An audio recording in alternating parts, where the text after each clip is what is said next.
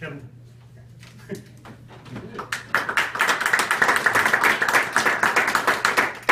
you, Floyd. Oh, are you going to sit behind me? Good morning, everyone. Before we get started, I want to ask a few questions so I understand where you're coming from and so that what I'm talking and teaching you is applicable. Who here uses social media personally? Okay, most of you probably on Facebook. Anybody on Twitter? LinkedIn? Anyone use meetup.com? Anybody remember MySpace? No. Okay. Who's here looking to learn how to use social media for their Toastmasters club in particular? Another organization? Your own personal use? A little bit. Okay, but mostly Toastmasters. Okay, that'll be good. I'm going to talk today about using social media to share your club online. But before we get going, let's have a shared definition of what the heck social media is. I tried to look this up. Merriam-Webster has this wonderful definition. So forms of electronic communication as websites, social networking, microblogging, through which users create online communities to share information, ideas, personal messages, and other content. That's a lot of words to say not very much. Basically, social media is just places people are interacting online. Instead of having content that you go and you read and you never interact with, social media is anywhere where you have multiple people interacting with one another in some way.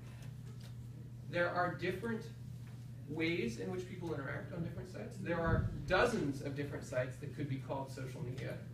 For the purpose of today, we're going to focus on 4 key sites. We're going to talk about Facebook, LinkedIn, Twitter, and meetup.com. We're going to talk about, for each one of these sites, a few key components. The audience, who's there at that site, what types of content are they looking for, what are they thinking about, how does it work to interact with them. Presence, how can you, in representing a Toastmasters club or other organization, be present on that network. And tools. What tools are available for you to get your club out there to communicate with people in this medium? Let's start with Facebook. Facebook is the 800-pound gorilla. There are over 1 billion people in the world on Facebook. It's probably the most mocked, loved, and hated social network all at once. And it's the place to start because there are so many people on Facebook. So let's talk about who is your audience on Facebook. Why do people go to Facebook? Actually, most of you said you were on Facebook. Any volunteers? Why do you go to Facebook? Stay in touch with people that you might have lost in your contact. Stay in touch with people. Find out what's going on in my family. Family. Come across a lot of good articles that are useful for business and other companies. Good articles. Interact with specific, what word I was going to use, specific groups of people. Specific groups. Anyone else? This captures a lot of it. People use Facebook for personal use. Talk with family, talk with people that they may have lost touch with. It's driven by personal connections, something you already know. A few people use Facebook to connect with people online that they've never met, but most people use it to interact with people that they know personally. Maybe they met them in high school. Maybe they're family members. Maybe they met them once and they want to stay in touch. And the audience on Facebook loves photos and videos. I don't think I ever truly understood the value of Facebook until I had a kid. Yep. When you have a kid, suddenly you have all these photos and you have dozens of people who want them. If you're trying to keep track of who wants them, at the same time as you're trying to take care of an infant, you're going to fail. But you put it up on Facebook and suddenly everybody gets it automatically. This is why Facebook is flooded with baby photos, because it's the #1 way for communicating with your family and your close friends in a way that you don't have to necessarily think of everybody who needs to receive this. You put it up there and you know the people who are close to you will be able to see it. We need to keep these points in mind when we think about how do we promote something on Facebook. When we promote something on Facebook, we should know that the people we're promoting to are there for their personal use, they're there communicating with personal connections, and videos and photos are what they're looking for the most, though some people do look for articles. Presence on Facebook. Now you as an individual, you have a Facebook account. You're there as an individual. But for an organization, they have a separate thing that you can create that is called a Facebook page. You manage a Facebook page through your own account. You create it through your own account. You go there as yourself, and you look in the settings, and buried somewhere, because it's Facebook and they don't make it easy to access anything, you'll find a thing that says create a page. A page is essentially anything you want it to be that is not a person. So if you want to create a page for your Toastmasters club, for example, my home club is Career Builders. We have a Facebook page. On that, mostly, we have connections to people who are in our club, but we use it to send out different information. You use a Facebook page very much like an individual account. Yes? Andre, I got a quick question for you. Yeah. So your club, you said it's a Facebook page, right? Yes. That one of your members. Yeah, RVPPR okay. manages it. So, but what happens if that person leaves your club? How can you still? I mean, how do you? Very good question. So a Facebook page is managed by any number of Facebook accounts, and you can control whoever is controlling that page can add new managers to that page, and you can remove old ones. So if your VPPR changes, you probably want to change over who's running that Facebook page. Okay. You use a page almost exactly the same way you use your account. Once you have a page that you're managing, you literally go in and it says, log in as this page. So you're logged in as your own account, you go to your settings and it says use Facebook as Career Builders Toastmasters, or whatever your Toastmasters stuff is. And then you can post content, you can look around, you can do that. All the same types of things you would do as a normal user. And the way that these pages get connected to individuals is by likes. So if you create a page for your club, you can ask all of your members to go and like your page, and it's the same thing as if they've become friends with that page. The same way you would be friends with somebody on Facebook and suddenly you start seeing their baby photos in your feed. If they like your page, they'll start seeing anything you publish on that page in their feed. Tools that are available to you as a page. You can post things the same way you do as a user. And just the same way Facebook is with the rest of stuff, that doesn't guarantee that anyone who's like that has seen that. Facebook has their magic algorithms, and maybe they'll see it and maybe they don't, and the more people interact with it, the more people will see it. But the concept is exactly the same way you've been using it personally. You post something on your page, anybody who's liked that page essentially is friends with that page, they can see that content. Another very effective tool that is available to you is events. Events allow you to schedule, here's something that's going on, and invite people. And those invitations are much more visible within Facebook than a post is. If you send somebody an event invitation, you've created an event, you send an invitation, for many people that'll actually get pushed directly to their email. So they'll see, oh, so-and-so invited me to this event. It'll also show up as a notification, which is that little annoying red flag that you get on Facebook and say, hey, you've been invited to an event.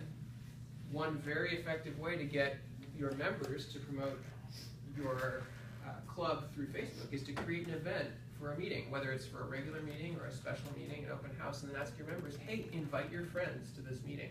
Because then they can send out these invitations and it'll get pushed straight to all sorts of folks through Facebook.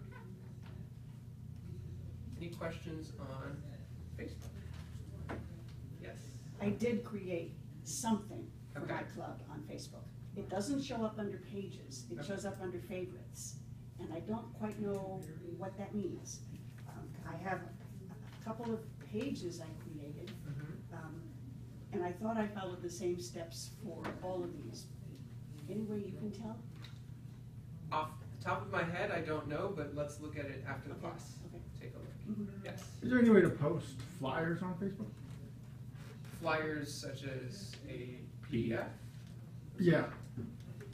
So, yes, what you're probably going to be best off doing is actually exporting it as an image, as a JPEG or PNG, and posting the image, because PDFs will show up just as an attachment. It's not going to get shown in line within Facebook, whereas if you share it as an image, it will show up as a nice big image within the Facebook experience. Other questions about Facebook? Maybe? No? Okay. Let's talk about LinkedIn. LinkedIn is the professional network. This is where many of us are on kind of an online resume, and thus the audience is focused around professional use. People go to LinkedIn primarily because they're looking for professional things. They're trying to be found by recruiters. They're trying to make their professional connections represented. It's driven by professional connections, people you've worked with, people you interacted with in business. There is some overlap. Some folks will connect on LinkedIn to personal friends, but it tends to be much more professional focused. And people go there looking for resume content. They're trying to find somebody to hire. They're trying to present themselves. They're trying to look for other people in their field to connect with, and looking for professional articles. People tend to see more on LinkedIn articles about leadership, about communication, about how to do well in a business setting, about technical content that is very focused on whatever your profession is. Yes? One question, I don't know if you're gonna get to it, if you are, but on the LinkedIn, a lot of times you'll get these ones where you're able to, or you're asked to endorse somebody. Mm-hmm. And are you gonna cover that a little later on? 'Cause It's actually not on my list, but we can talk about it. okay, I mean, I get things where they'll ask for an endorsement, does so-and-so know such and such, you know, or have such and such a skill. And it may be something I've never even heard of. Mm-hmm. And I usually just click on it, but if I think it's something that's like, they're in software engineering and I see something on there, I'll click on that. Is there any kind of a guideline that you would recommend as to when you click endorse, when you click delete? Mm-hmm.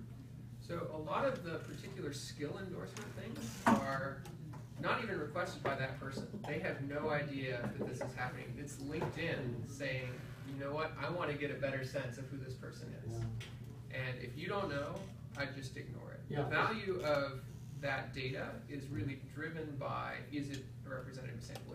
If you do know about that person, it can be helpful to them.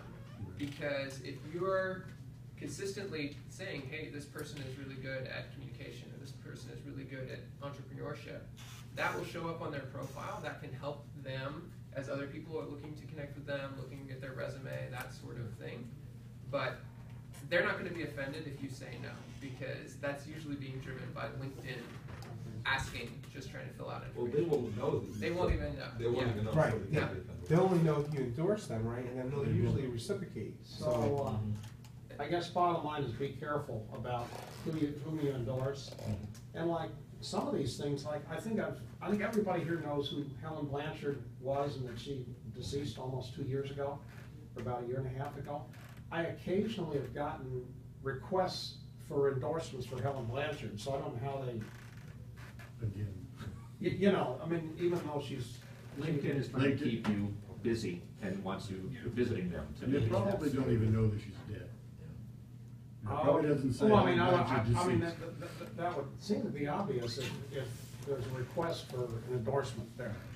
Yeah. So It's a marketing point. Exactly. And Oh, okay. LinkedIn. And endorsements are different than Well, recommendations. then I won't feel guilty when I click somebody, is it delete? Yeah, and that, Okay. that's actually a I'll good make sure. clarification. Recommendations are slightly different. You can ask somebody, as an individual, I can ask someone to write a recommendation for me. those tend to be individual driven And they're rather very- than LinkedIn platform driven. And they hold a lot more weight because somebody actually didn't just go click. They said, hey, I know this guy because he did blah, blah, blah. Exactly. And then when the employer looks at it and says, hey, this guy actually recommended him for that. And because the employer knows darn well, I just did this about 40 times today with my endorsements. So, what's gonna have more weight if I actually went in there and said something?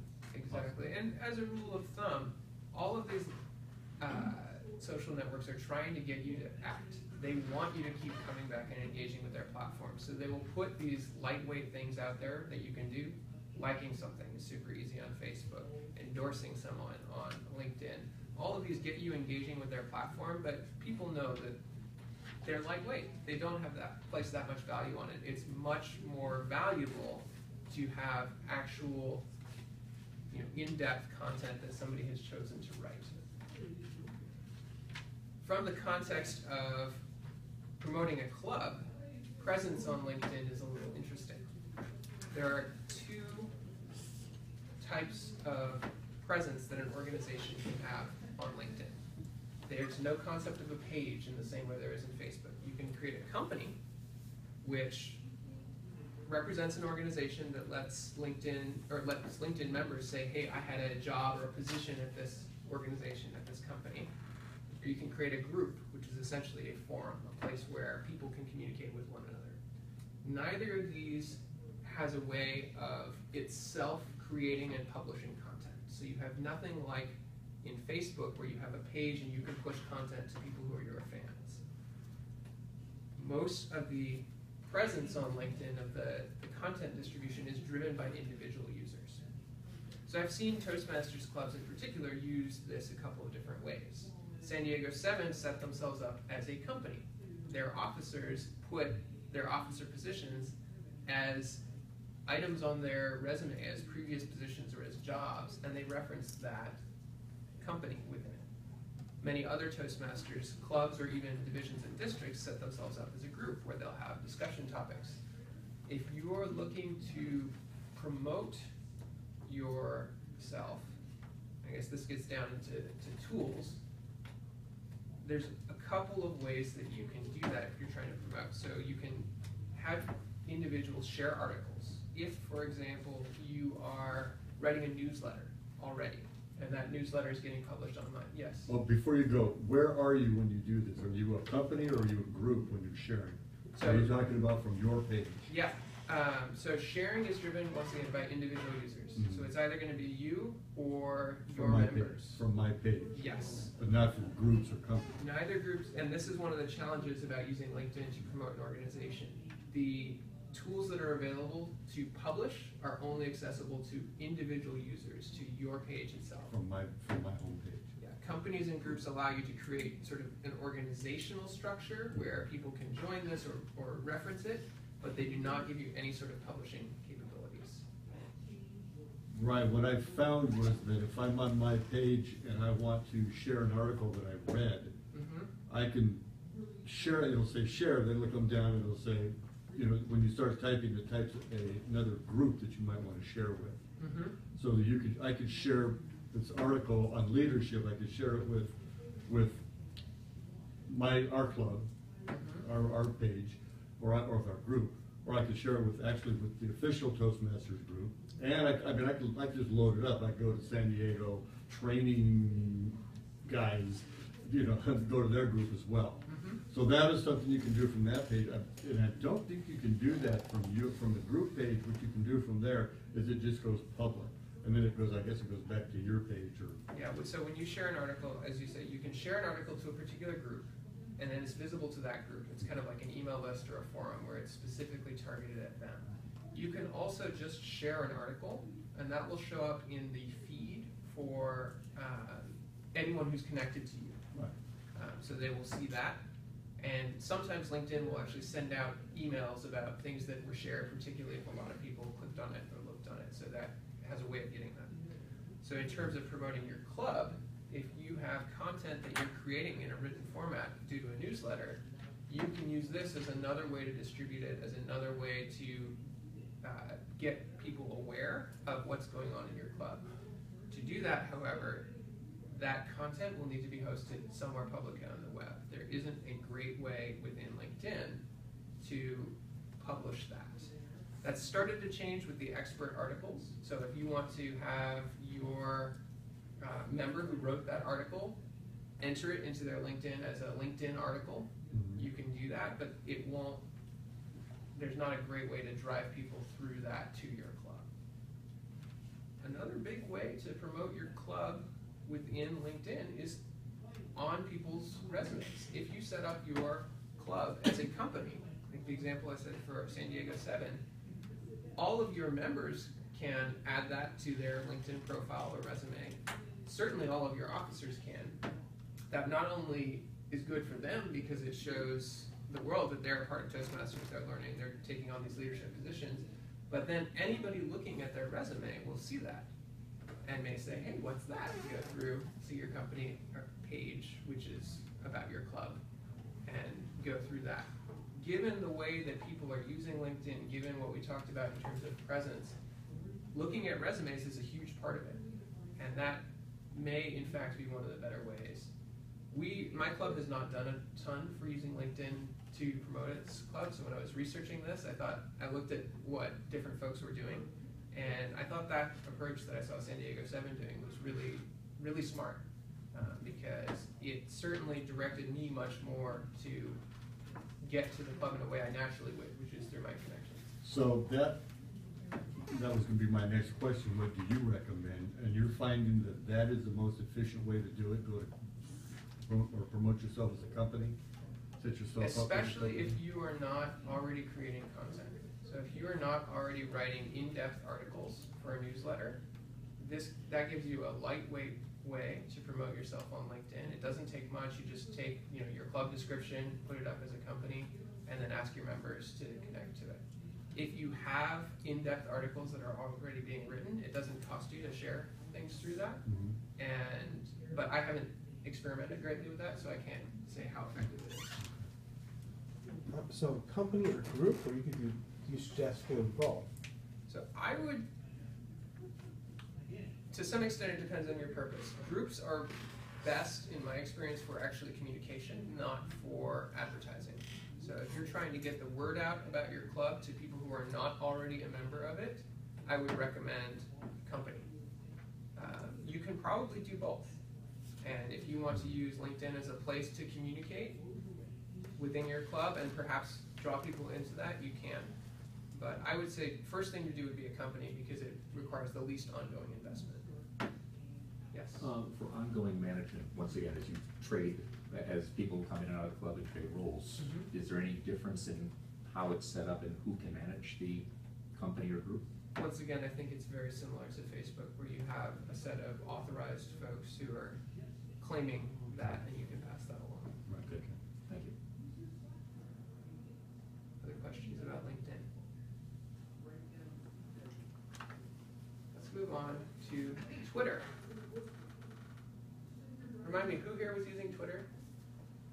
Almost no one, so I'm going to give a little bit more of an overview, since this is one of the less used ones. Twitter is often referred to as the water cooler of the web.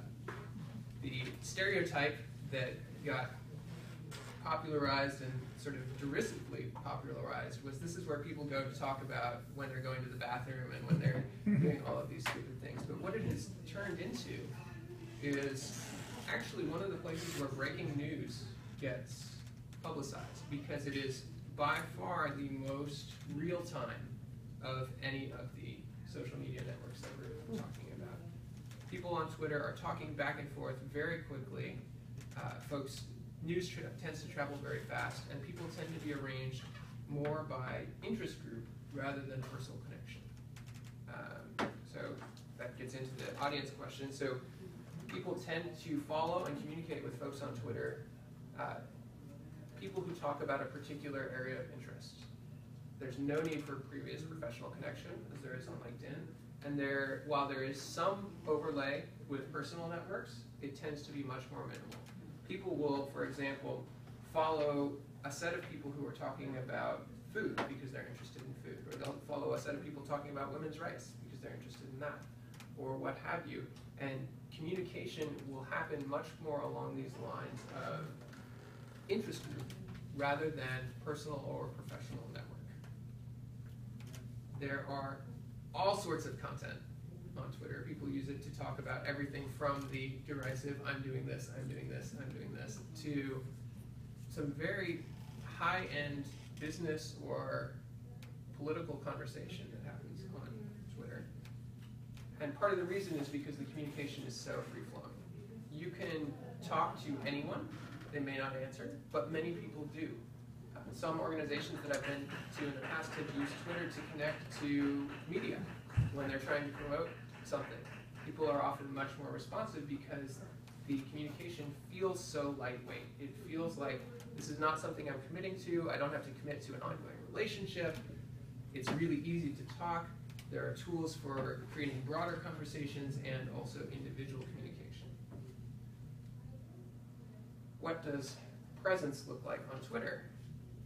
All accounts are created equal on Twitter. There's no distinction between an individual user, a company, a fan page, a what have you. You just create an account. And people do this for all sorts of things. You'll get people creating individual satire accounts where it's satirizing some concept, some person. People will create a Twitter account after a particular event just to make fun of that event.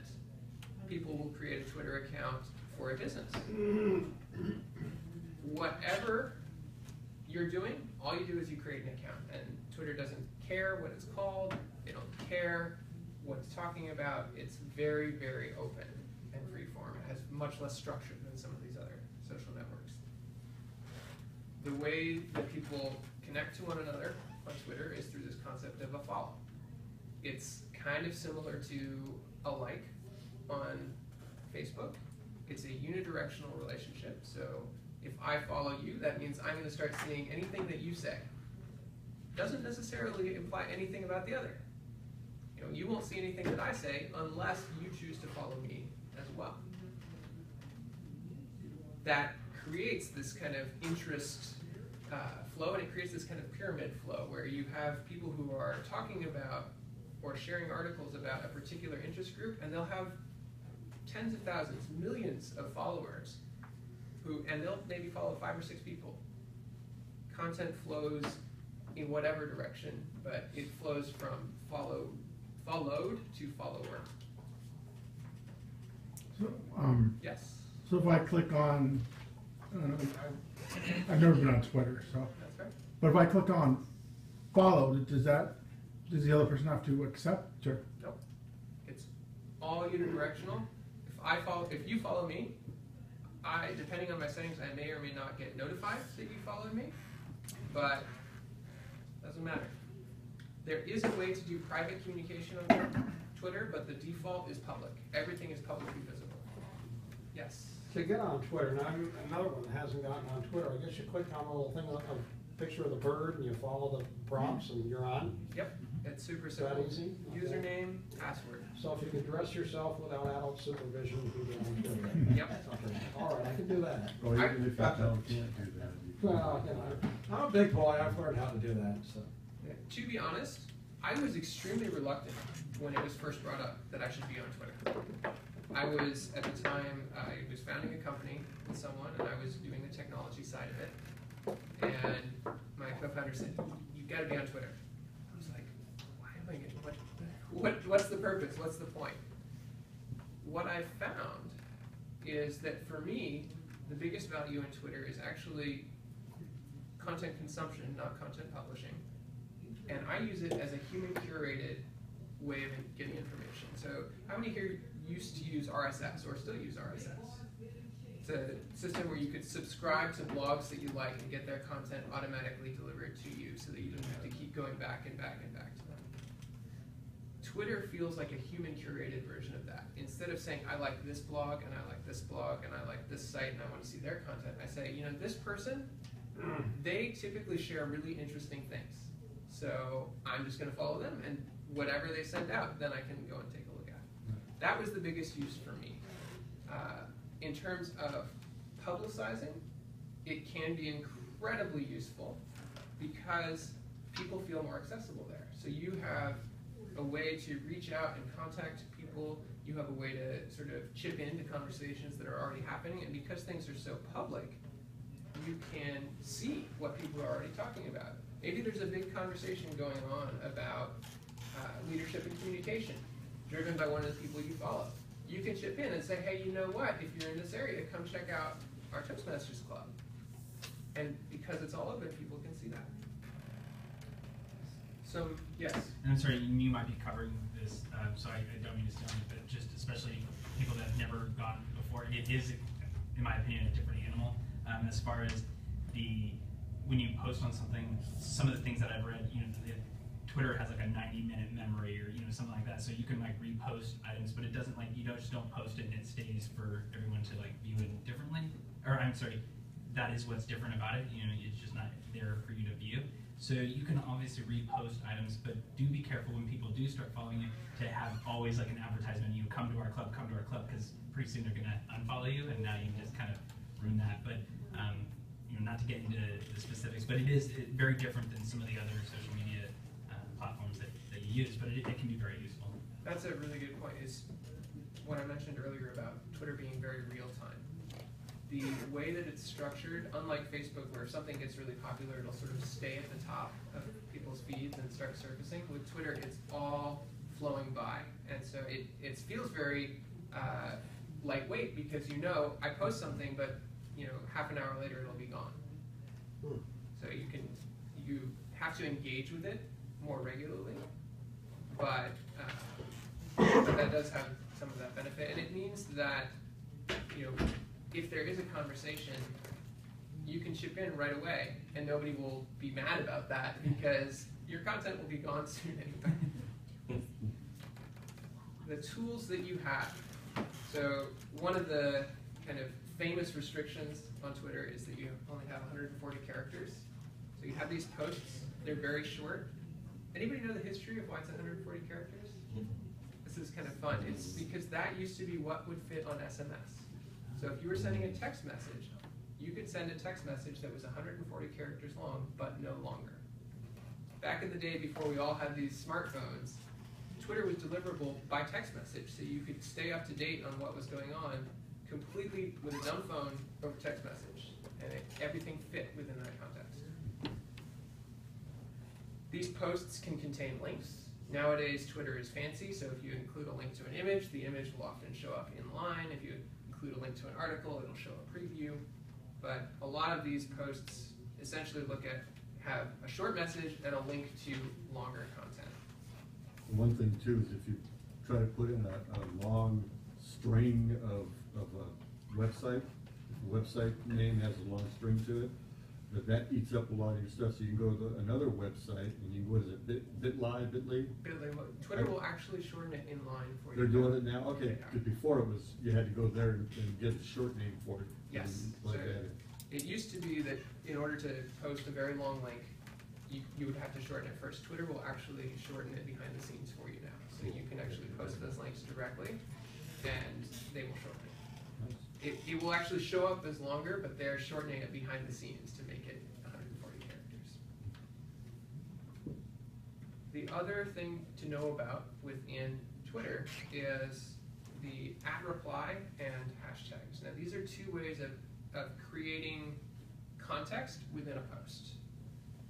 Everyone has a user account. My user account, for example, is KBAL11, it's like K-ball. If you type @ and a user account name, and then your post, Twitter treats that as a reference to that person. So if somebody says something that you want to respond to, you can say, for example, you said you have a Twitter account. What's your Twitter account handle? Oh, I use it for work, but primarily, but yeah, I guess my personal one would be @mwillows. So it's okay, so if you posted something and I want to respond, I can write @mwillis. That was awesome. Tell me more. What have you? And that he will get notified that I referenced him.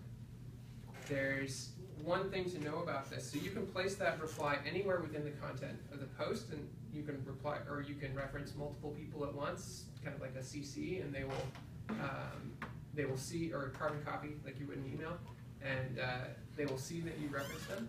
If you do it at the very beginning of your post, it is not quite private, but partially hidden. Twitter will treat it as, oh, that's probably only really intended or only relevant for people who both know you and the person you're replying to. So it will restrict who sees that in their feed to people who know both of you, who follow both of you. So if you are going to reply to someone and you want it to be very public, don't put that handle, that @name, at the very beginning of your post. A trick people will use is they'll put a period and then do it, and that will kind of fool around that. But that's something to know, I guess. Let's say, again, I've never been on Twitter, so is there a way then to, when you go on Twitter, let's say you want to communicate with everybody who loves Toastmasters. Mm-hmm. So how do you find that? How do you find? This is a good question. This gets a little bit to this next point that I mentioned, which is hashtags. You've probably seen these a little bit on Facebook, and some folks will use this at extreme. Now, so they'll write something and then they'll write hashtag this, hashtag that, hashtag that, hashtag this. Like, I love Toastmasters, hashtag leadership, hashtag speaking, hashtag blah, blah, blah, blah, blah, blah. It gets ridiculous, but where this comes from is actually Twitter.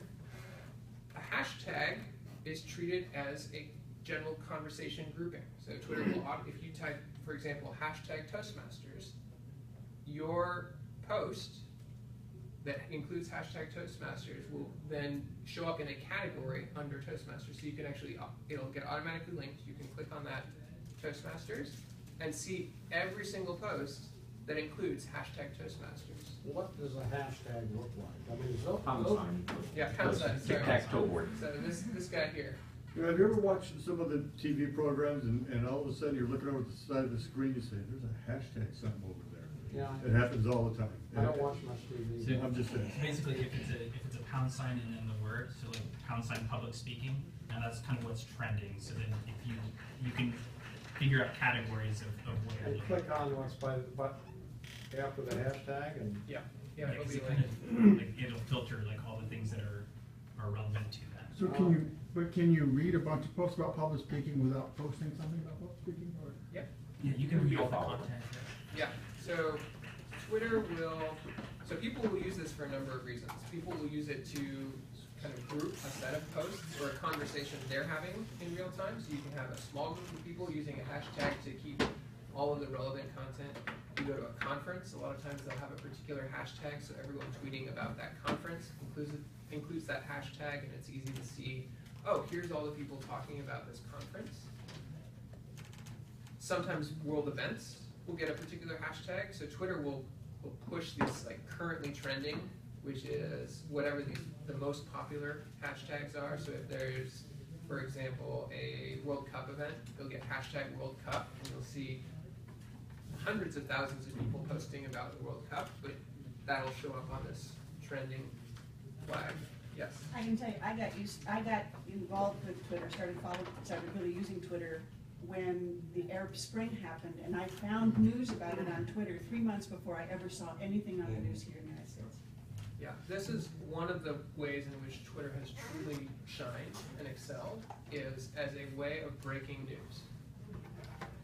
It gets on Twitter before it gets on anything. When an earthquake happens here, if I want to find out about it, I will actually go to Twitter and just search for San Diego earthquake. And I will find things there far before they get picked up on local media stations, on Google News, on anywhere else that I might go. It'll be on Twitter. People will be saying, shoot, did you feel that? Hey, did you feel that? Is it on the USGS site yet? Nope, not yet, but here, it shows up immediately. And it's incredible. The most famous one was when someone tweeted that they saw the helicopters coming in when they captured Saddam Hussein. That Yeah. happened long before. Long before it got Because anywhere. I'm standing right there, so it's like, oh, I got to tweet that. Yeah. You know, it just happened. It's incredible how fast things travel on Twitter. And I think a lot of that is driven by this extremely real-time nature of it. Any other questions about Twitter before I move on? What was the best way, if I'm just, okay, today I'm gonna start doing my club on Twitter. Okay, I want everybody to know that we got this club here. What's the first thing I should do? I got the thing set up, Okay, you've created an account. create an account.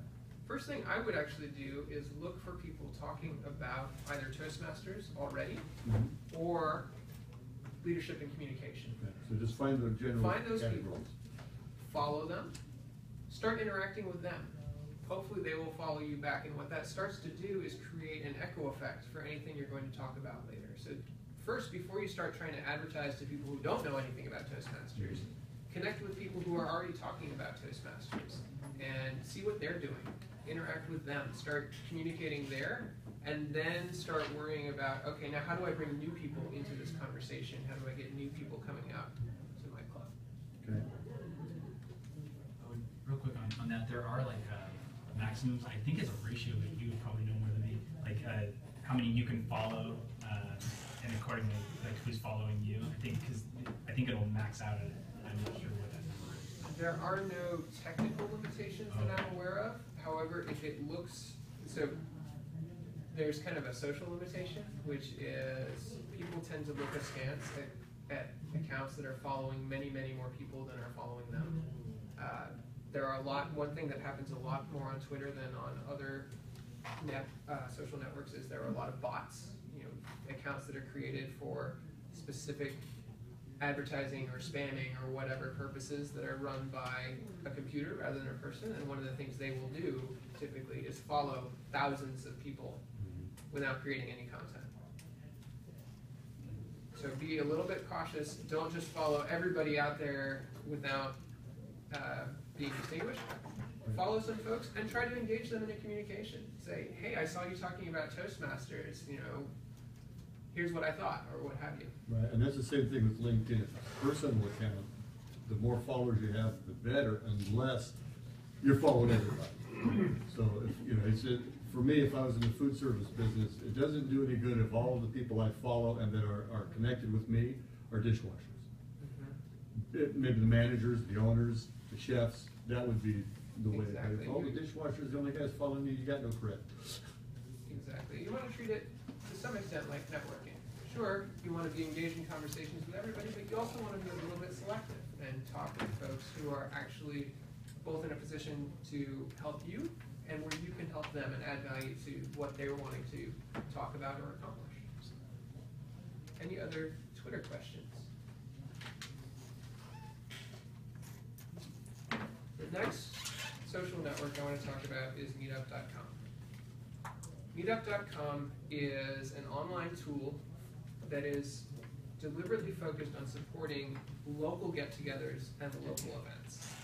It's very location-based, and it's really focused around event hosting, which makes it, in some ways, a great match for what we're talking about here, for advertising our organizations, which are meeting up, we're getting together, hosting events on a regular basis. Who's the audience on meetup.com? It's people who are looking for events to attend. People go to Meetup to look for a local get-together around a topic or around something else. So, for example, I hosted a Meetup group that is focused on JavaScript.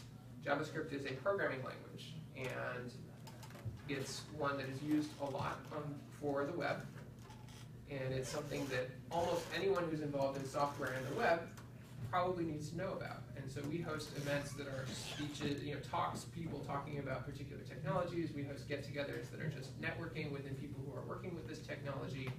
We host study groups.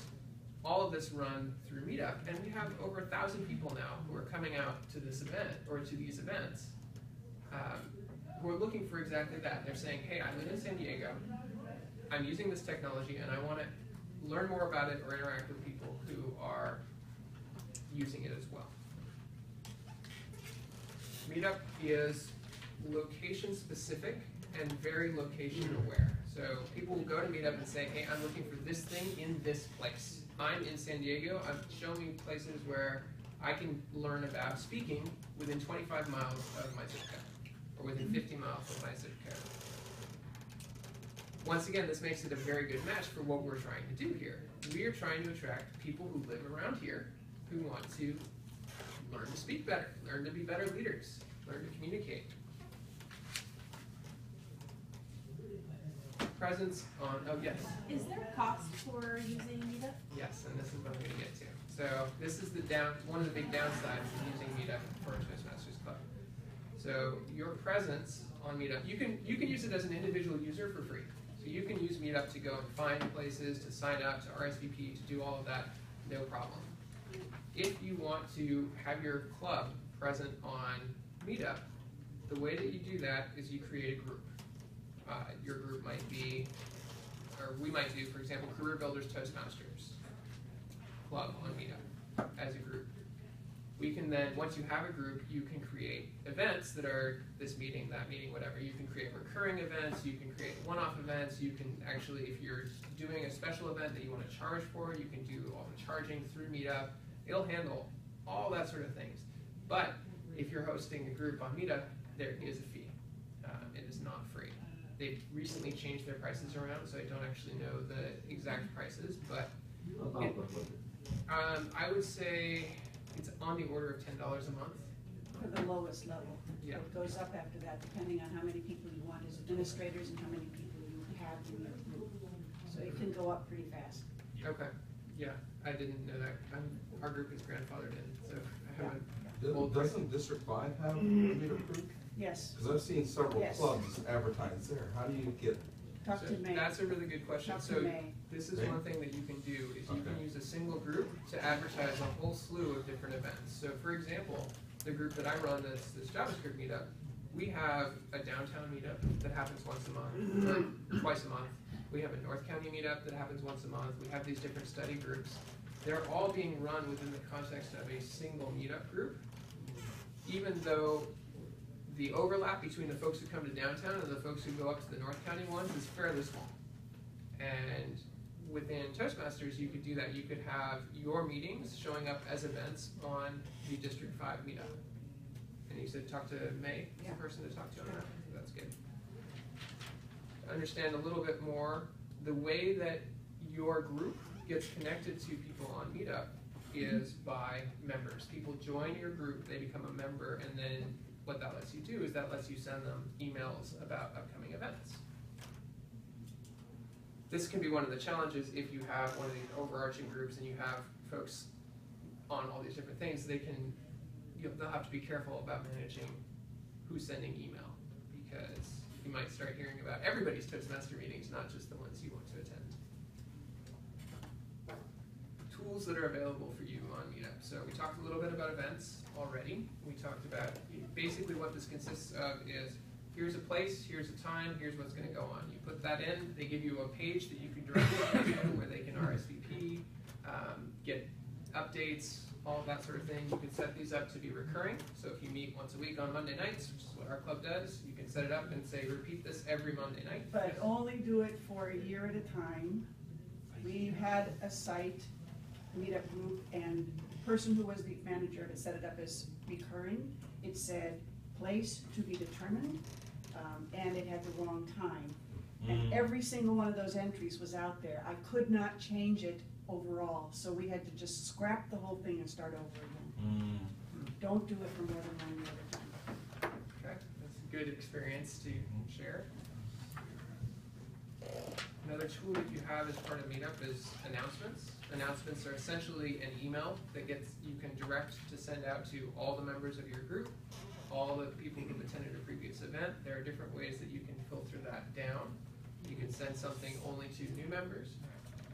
Meetup has a setting where you can say, hey, send out a reminder the day before a meetup, and it will automatically send a reminder either to everybody, or if you've set it up, just to the people who are who've RSVP'd to attend. So they actually provide tools to manage much of your attendance and RSVPs and all of that. So they're pretty handy from that regard. I don't know how well you'll be able to manage that if you're joining a larger group. It'll depend on how May is dealing with that. The other thing to be aware of within Meetup is how you show up within search on Meetup. So people will go to Meetup and they will look for things that are happening near me. They will look for things tied into particular topics. So if you're setting up a group on your own, make sure that you go and set the topics that you are covering, and set them to use at least one of the topics that Meetup recommends, because they tend to drive people through those topics, and then add a few additional things of your own. questions so far. Oh, the other thing to know on this is people will, the search will drive to the groups, not to the events. So you want to set the location for your group, and you want to make sure that that's where you're looking. If you're not showing up where you expect to in Meetup search, look at what you've put for your group content, not your event content. Does that make sense? Mm-hmm. Any questions about Meetup? If you want to set up a Meetup event for your club without first getting in touch with May, you should be able to do that by putting in your club name and filling out the information.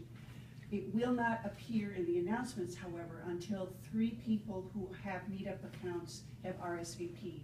Then it will appear.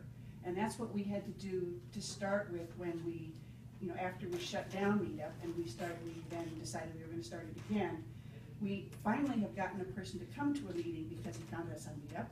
It's only happened once so far, but I'm hopeful. So you can try getting some experience with Meetup by having at least 2 other people with Meetup accounts. Other people can RSVP, but it doesn't show up on the announcements or as part of the list of meetings until at least 3 people have RSVP using Meetup accounts. Okay, so it sounds like the way that the district account is set up, they allow members to start meetups or start events of their own.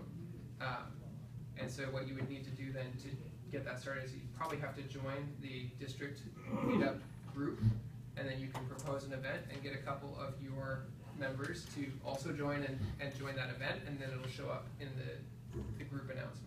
Yeah, I mean, we're getting 7 to 10 guests every week, and I think that's probably why, is because it's just becoming more and more popular. Yeah.